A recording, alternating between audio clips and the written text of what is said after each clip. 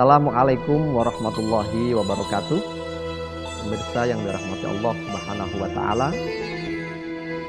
Islam mengajarkan kepada kita untuk senantiasa berbagi kepada sesama. Ini selaras dengan visi Islam, yakni rahmatan lil alamin, yakni pembawa rahmat kasih sayang bagi segenap alam.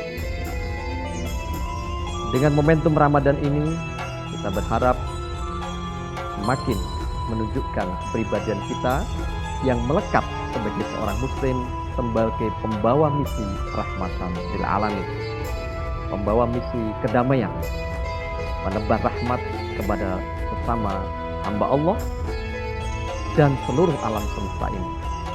Mari kita lebarkan dan luaskan seluas-luasnya bahwa Islam adalah memiliki mandat dalam misi rahmatan lil alamin. Dengan menyadari bahwa Islam ini membawa misi rahmatil alamin, insya Allah Islam akan datang kepada mereka dengan sejuk, damai, dan menyenangkan.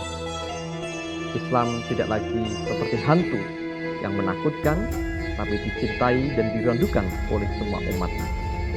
Ramadan, potret dari setiap umat muslim dalam merefleksikan bagaimana indahnya berbagi di bulan Ramadan. Dan bagaimana memang kita ketahui, bagaimana tidak menjadi rahmatan lil alamin.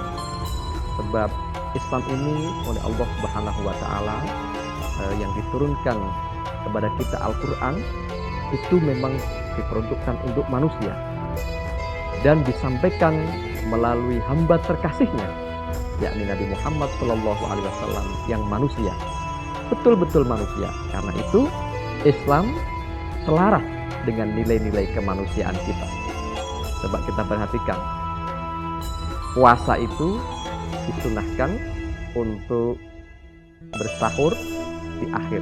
Jadi kita untuk mendapatkan pahala sunnah puasa dianjurkan untuk mengakhirkan sahur dan mempercepat berbuka. Ini seperti tahu kemanusiaan kita. Jadi kalau kita sahur, supaya kantong kita ini bekalnya cukup, diakhirkanlah. Tapi kalau berbuka, jangan diakhir-akhirkan. Mendapatkan sunnahnya puasa kalau kita mempercepat. Dan disukai oleh Allah Subhanahu wa taala orang yang mempercepat buka puasa. Ini kan seperti tahu keinginan manusia. Oh iya ya, memang kita tahu kalau lapar, kita tahu kalau haus, dan begitu azan tiba, berbukalah. Jangan kita seolah-olah mau berlebih-lebihan dalam agama. Enggak, saya enggak mau berbuka di waktu maghrib, saya maunya di jam 9 malam biar lebih dapat pahala. Justru ini dilarang oleh agama. Justru tidak mendapat pahala, bahkan makruh kita memperlambat-lambat berbuka puasa. Ini menunjukkan Islam sangat selaras dengan kemanusiaan. Kita diperintah oleh Allah Subhanahu wa taala untuk berbagi kepada tetangga. Ada sabda Rasulullah SAW, "Idza tabakhta maraqatan fa'aktsir ma'aha." Kalau kita memasak sayuran, perbanyaklah airnya. Jadi kita lagi masak sayuran, oleh Rasul dianjurkan untuk memperbanyak airnya. Bata'ahad jironaka, dan berbagilah kepada tetanggamu. Nah, ini kan sangat manusiawi sekali. Tetangga kita yang dekat, sudah sewajarnya kita berbaik-baik. Sebab kalau tatkala kesulitan datang, pasti tetanggalah yang akan kita repotkan pertama. Dan kedamaian, kerukunan antar tetangga, RT, RW ya di lingkungan kita. Maka jangan sampai tetangga ini cuma dapat baunya. Kalau kita perbanyak sayur, perbanyaklah airnya untuk berbagi. Ini selaras. Tanpa ada perintah dari Rasulullah pun, berbagi ini suatu yang baik untuk menjalin kerukunan antar tetangga, kerukunan antar warga. Kita diperintahkan untuk mempergauli istri dengan baik. Wa ashiruhunna bil ma'ruf. Pergaulilah istri kita dengan cara yang ma'ruf, yang baik. Istri yang dipilih-pilih sendiri, yang dikejar waktu kita ingin mendapatkannya. Saat pelaminan tiba, sudah sewajarnya ketika jadi istri, bukan kita sakit-sakiti, kita pukuli, kita yang ada justru harusnya ya wajar dia belahan hati kita, maka kita senangkan, kita puji, kita manja-manja. Toh itulah dulu perjuangan kita yang kita impi-impikan dan kini menjadi belahan hidup, menjadi ibu rumah tangga kita.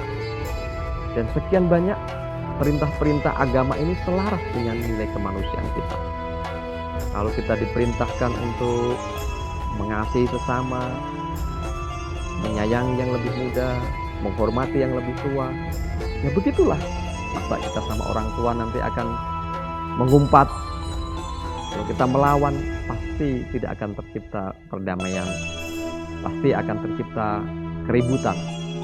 Agama kita memerintahkan untuk berbaik-baik kepada mereka semua, kepada orang tua, kepada sesama, dan kepada yang lebih muda. Jangan dihinakan. Jadi kalau ada perintah agama yang kok menabrak nilai-nilai kemanusiaan kita patut pasang kuda-kuda. Ini benar agama kita enggak? Nah, kok nabrak hati nurani kemanusiaan kita? Seharusnya enggak mungkin agama ini menabrak nurani kita. Kita patut pasang kuda-kuda, benarkah ini dari ajaran Rasulullah Shallallahu Alaihi Wasallam? Misalnya ada datang suatu ajakan amaliyah atau perbuatan yang sepertinya diajak kita untuk beragama, melaksanakan ajaran agama, tapi menabrak nilai-nilai kemanusiaan kita.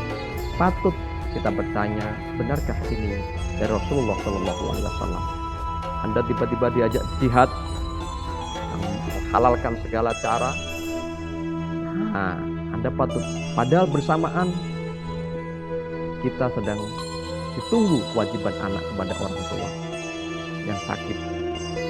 Anda lebih mementingkan yang tadi, menunggu orang tua yang sedang sakit, atau pergi jihad yang tadi dijanjikan dengan segala macam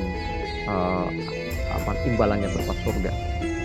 Tentu nurani kita pasti mengatakan berbakti kepada orang tua karena beliau lagi membutuhkan kita untuk kita temani terhadap kebutuhan-kebutuhan karena beliau sedang sakit, maka kita akan lebih mengutamakan untuk menemani orang tua yang sedang membutuhkan kita dibanding baik itu berupa mungkin kajian, mungkin ngaji, atau bahkan turut yang meninggalkan keadaan orang tua yang lemah. Dan itu juga pernah terjadi di sahabat Sa'ad bin Abi Waqqas. Sahabat Sa'ad ingin perang bersama Rasulullah, ingin jihad bersama Rasulullah, tapi ibunya sedang kondisi sakit, dan bahkan ibunya saat ini belum masuk Islam, tapi oleh Rasulullah Shallallahu Alaihi Wasallam tetap kamu berkhidmatlah kepada orang tuamu. Nah, begitu ada kegiatan amaliyah ajaran yang kelihatannya memakai agama, tapi menabrak nilai-nilai kemanusiaan, meskipun kita belum tahu dalilnya. Kita coba dulu refleksi, jangan-jangan ini tidak bersumber dari ajaran agung Rasulullah Muhammad Shallallahu Alaihi Wasallam. Sebab ajaran agung kita ini selaras dengan nilai-nilai kemanusiaan. Jadi kalau ada misalnya puasa, tadi diperintahkan oleh Rasul, umumnya puasa. Jadi kalau ada puasa kok sampai misalnya 1 tahun penuh tanpa buka, tanpa puasa, ngebleng 1 tahun, wah, ini jangan-jangan tidak ada Rasulullah, sebab di luar kadar kemampuan manusia. Begitulah Islam ini, insya Allah kalau kita ini mengamalkan Islam selaras dengan kemanusiaan kita, insya Allah pasti sudah sesuai dengan ajaran Islam. Karena itu pada pemirsa sekalian, mari kita tingkatkan momentum Ramadan ini, meningkatkan nilai-nilai kemanusiaan kita. Makin kita tahu manusia kita, bahwa kita ini memang manusia, bukan yang lain, insya Allah selaras dengan Islam. Manusia yang manusia. Dan kalau kata Syekh Haji Mustafa Bisri, Rasulullah itu manusia yang memanusiakan manusia, yang mengerti manusia.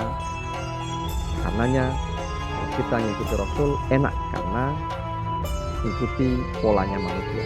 Pasti insya Allah sesuai dengan kadar kemampuan kita. Pemirsa yang dirahmati Allah Subhanahu Wa Taala, demikian hukum kita pada kesempatan kali ini. Mudah-mudahan kita semua terus mendapatkan pertolongan Allah Subhanahu Wa Taala, dan jangan letih jangan lelah untuk terus belajar dan belajar sehingga kita mendapatkan pancaran rahmat dan hidayah dari Allah Subhanahu wa taala. Ihdinas siratal mustaqim. Wallahul muwaffiq ila aqwamit thoriq. Assalamualaikum warahmatullahi wabarakatuh.